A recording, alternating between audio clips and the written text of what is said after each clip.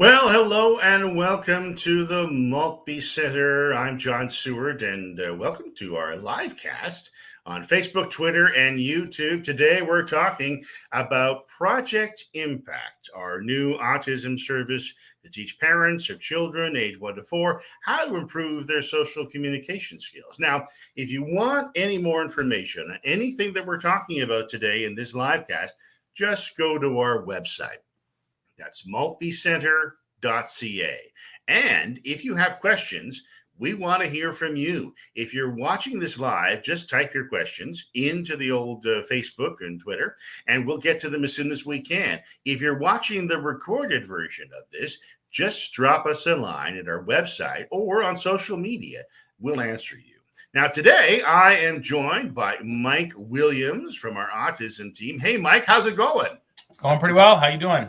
Pretty good. Now, Mike, as you know, the Ontario government has selected the Maltby Center to lead a partnership of agencies in southeastern Ontario to do a Project Impact. Now, it's called an evidence-based early years caregiver mediated intervention program, and its focus is supposed to be on building parents' capacity to support their child's skill development. So let's start first by asking, what exactly is Project Impact? Sure. So it's an evidence-based parent-mediated program. It was created by a BCBA and an SLP from Michigan State University. And it came out of a need for a program to focus the efforts of therapists and clinicians on their ongoing kind of support with parents to support their child with social engagement, communication, imitation, other kind of important social skills. And basically, it's a really nice curriculum that gives some direction and focus to the service to really build up parent confidence in how they're supporting their child's development on an ongoing basis at home. And it's like you said, it's for kids very, very young, 1 to 4. And so it's getting in there very early, which is nice. So, that's kind of the program in a nutshell. Okay, now it is a partnership. So we know that there's a partnership of agencies across the region. Who are these partners, and how is this going to work with them? These partners, yeah. So we have close partners and close relationships with counseling services of Belleville and District, CSBD, ConnectWell, which used to be called LCP, Lanark Community Programs, and Early Expressions in Kingston. And we're really excited to partner up with them to provide this service across a wide region. And when we put in our application to the ministry to provide the service, it made a lot of sense. We're connected as a coalition to provide this, but it makes a lot of sense for these particular agencies to do this together. We've got a wide kind of breadth, a wide area here in the Kingston and Belleville out to Canada. That's a wide spread. And we have existing relationships already. So it made a lot, like I said, it made a lot of sense.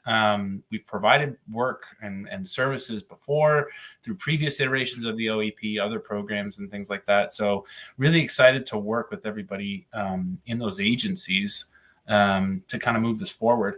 We function as the central intake. So even if you live in Canada, even if you live in, Belleville or anywhere like that, Renfrew, you're going to be contacting us to do the intake. And then it'll kind of go out to the next provider.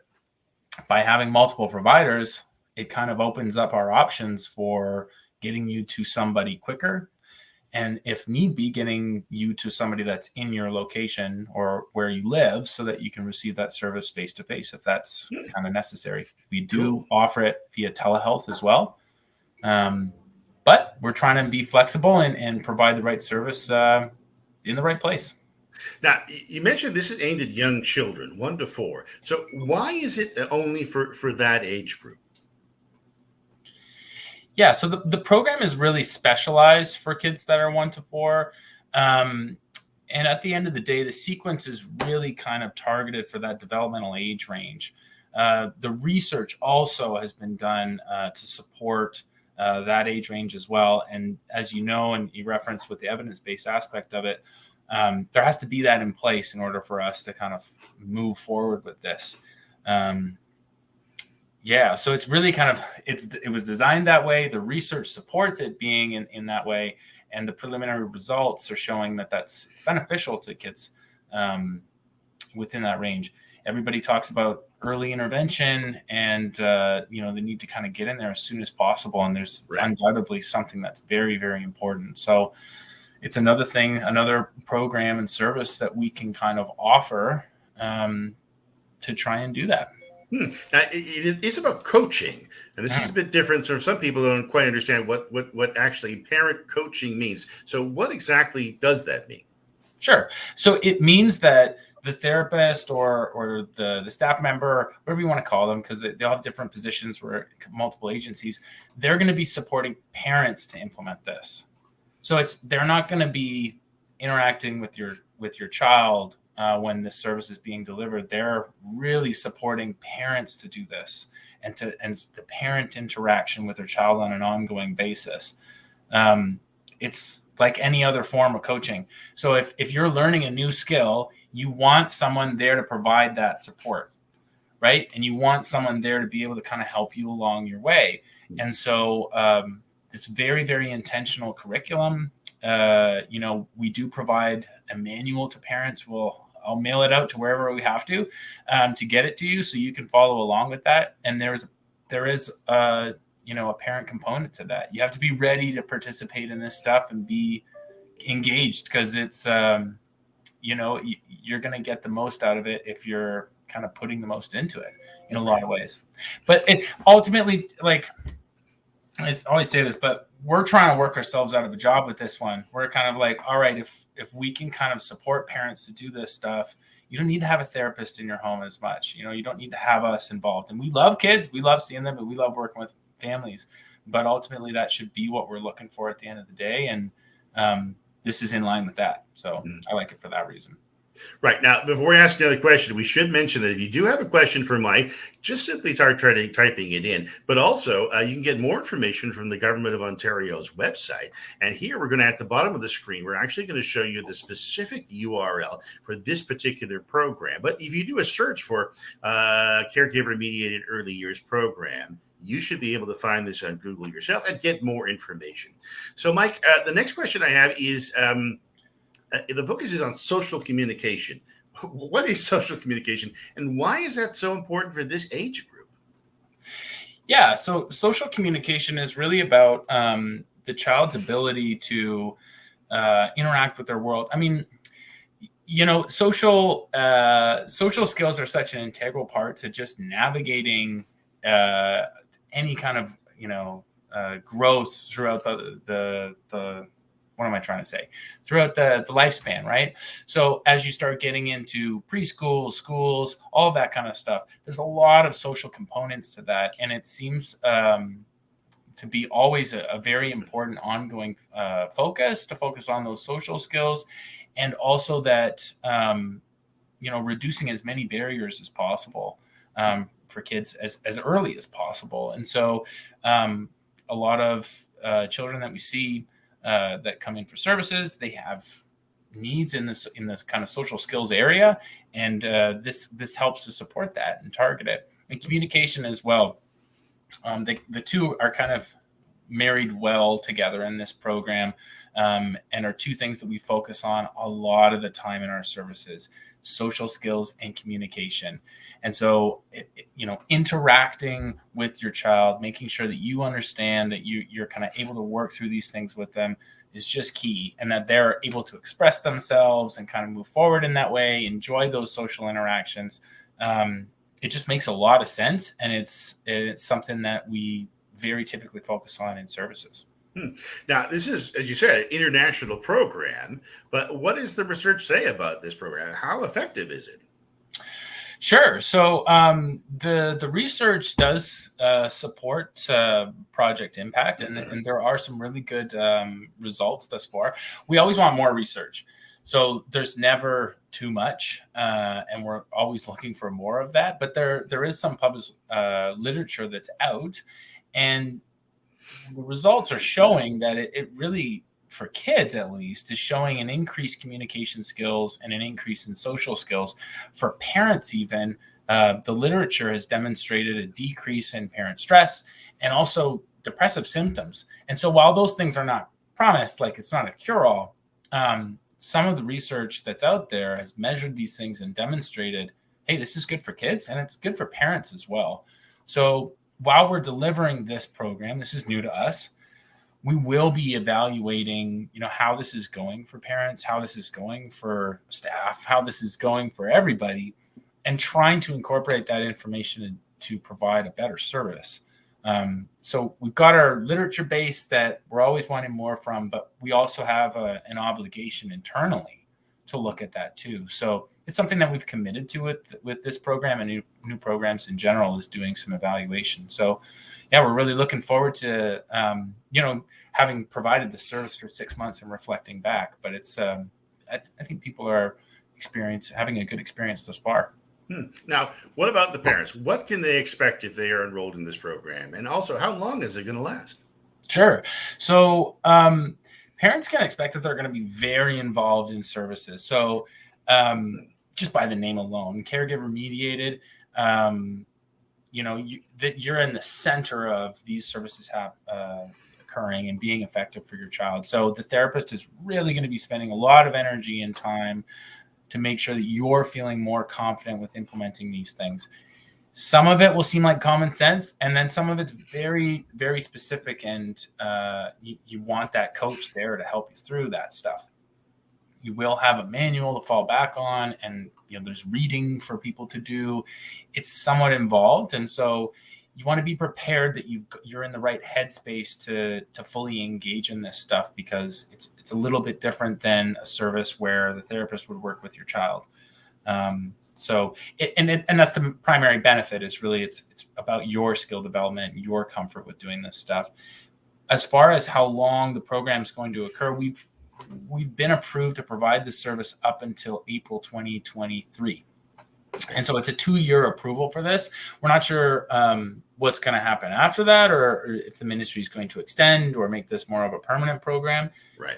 When we get news, we'll be updating. You'll be sending out updates to everybody and keeping everybody informed for sure. So, I can say that I know the staff that are implementing this stuff. I'm not implementing it, but I know the staff that are implementing it right now are excited about it.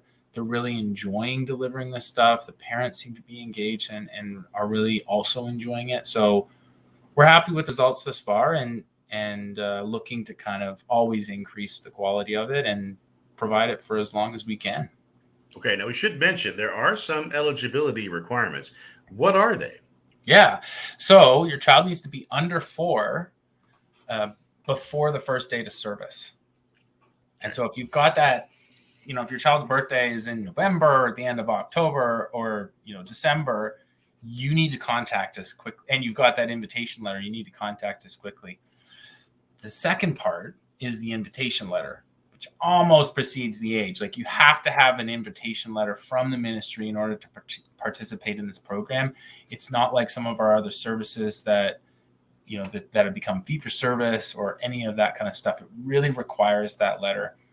If you are unsure if you're registered, you can for the OAP, or you want to learn more information about the caregiver mediated programs, just go to Google and look up OAP, early years caregiver mediated.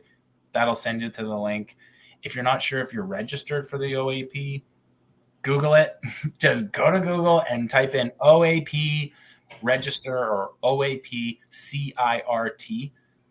Central Intake Resource Team, and they'll give you the links for how to contact the ministry for that kind of stuff. We don't send out the letters, so it has to come from the ministry. Right. And then if you want to learn more information about Project Impact, definitely reach out to us. Like that. Okay, now let's say someone's watching this and they say, oh, yeah, my kid is eligible and I am interested in this exciting new project. How do they apply? Call us. Any door is the right door. So you can call us, you can shoot us an email at ffsintake@maltbycenter.ca. You can go to the website, maltbycenter.ca, and there's a nice little request a consultation box at the bottom. You just fill that in. Our program assistants are ready to receive more kind of inquiries about this stuff and to funnel it to the right people. and that gets funneled to our family support coordinators in the Autism Services Department that support some of this process. So it's really great, and that's how you get in touch with us if you need more information. Okay, now we're getting near the end of our program, but let's go right to some of the questions that we already have. Some people have actually already sent some questions to us, and thanks for those who actually did. We'll try to get to any other remaining questions if we have time remaining. The first question is, how do I know if I need this? That's a really good question. Mike, what's the answer? Yeah, so I think if you have a child that's under 4, you're registered in the OAP and you get your invitation letter, and you're wondering, do I need this? You can reach out and we can chat about that. Ultimately, if you're kind of looking for any kind of support with your interaction with your child, you're thinking, all right, well, I feel like I'm doing a pretty good job. Things are going well. I don't have any major problems, but you're just wondering, all right, well, I have this opportunity. Could I utilize it? Why don't you explore that option? You don't have to. There's no obligation. If you don't like it, you could always drop out. You don't have to. It's a totally optional thing. But if you're one of those people that's just wondering, hey, this is going pretty well, but maybe could it go better? Reach out and we can chat. Okay. Now, the next question we have is, I suspect my child has autism, but I don't have a diagnosis yet. Can I still apply? No, unfortunately, you can't. So with this program, you need to get your diagnosis. You need to get registered with the OAP, which is, by Googling OAP and CIRT or OAP register. And then when the ministry sends you an invitation letter, then you can come to us. Okay. It really requires that. You have to be registered with the OAP. And the only way you're going to get an invitation letter is if you're registered with them. So that's a good point. Okay. Yeah. Now, the next question is, what if my son is older than 4 and he still needs social skills because of autism? What do they do? Yeah. So there's lots of other services, like counseling services in Belleville and District, Maltby Center, Connect Well. We all provide, and Early Expressions, I think, to a degree, we all provide different services. This is one of the things that we offer, and it's targeted for these very young individuals under 4 that have received an invitation letter. We have social skills programming, either the individualized programming that we offer. We also have group services.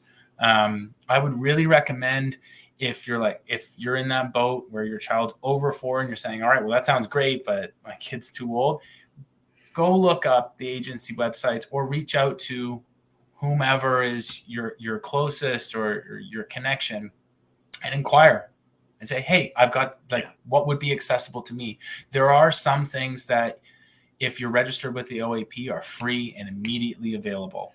Right, like some of the workshops that we do, yeah. Yeah, the workshops we do, anybody that's registered with the OAP can get access to that stuff, and that some of that will help. We also offer groups and lots of different stuff. So I would say reach out to those providers, check out their websites, and really pursue it that way. Yeah, now, of course, people are actually on our Facebook, Twitter, and YouTube right now. On Twitter and Facebook, as well as Instagram, and there are actually some of our programs, some of our foundational workshops that are offered online that are available right in your feed right now if you want to go look for them. Otherwise, you can come to our website, maltbycenter.ca, and you can contact us and we'll get you more information. The next question is, and this is from a parent, I feel sometimes I don't know what to do as a parent of a child who has autism. Would this work for me? What's the answer to that one? Well, that's a pretty tricky question, because I think it all comes down to what situation are you facing? I know when you say I don't know what to do, I think what you're saying is that you're not confident in how to deal with some of these situations. And I'm a clinician, so I'm not in a place to say you should go do this or you should go do this based off of, a tiny piece of information that I have. We only provide clinical recommendations when we have a very clear picture. But if you're looking for support, if you're just wondering, hey, I don't really feel confident in what I'm doing, you should be reaching out to these agencies, us, Connect Well, CSBD, Early Expressions, and saying, I need help and I'm interested in this. And then you get talking with someone. Yeah. It's about that too.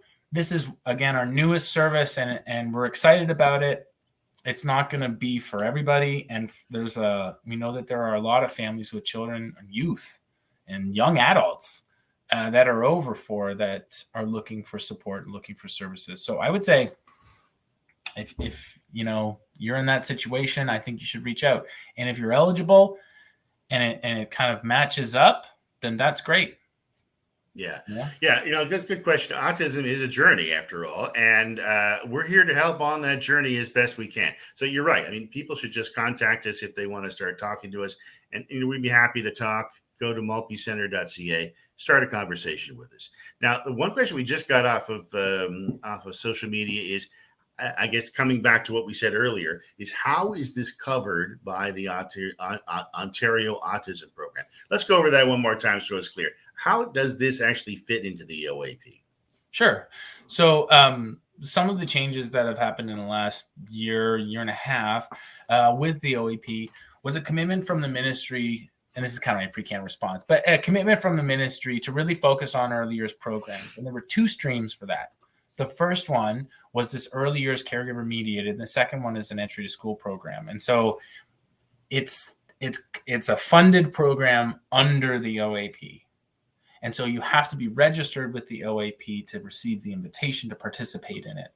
So it's part of the OAP in a big way, and yet it's a specific program underneath that. And providers across the province had to submit a request for applications. Like, they had to submit a proposal. How are you going to make this work? How's it going to look? How many families could you serve in this time frame? And get that approved in order to provide the service. And we were one of those providers in our region to provide this service. So it's kind of nestled within the OAP and yet separate from that. It's a funded service. So it's a little bit different than some of the stuff with childhood budgets and interim one-time funding and all that. Well, I mean, autism in Ontario can be a bit complicated. So again, the most important thing is just to reach out to us, right? It's just to call us, go to maltbycenter.ca, fill out the web form there. Just contact us. We can make heads or tails. Mike can make heads or tails of this kind of thing, and we can figure it out one way or the other. But the best thing is to just contact us, and we'll take it from there. Okay, listen, we're kind of out of time. That does wrap up our live stream on Project Impact, the new autism program that we have here at the Maltby Center. Listen, thanks, Mike, for taking your time to be with here and answer some of the questions with us, and then to give us your insights on Project Impact. And thank you for listening, especially those who are actually watching the recorded version of this. Thanks very much for dropping in on the Maltby Center today. We're here to help you on your autism journey with your child. You need some help? Just give us a call. Let's start a discussion. Just go to our website, maltbycenter.ca. All the best and stay safe. Bye now. Take care.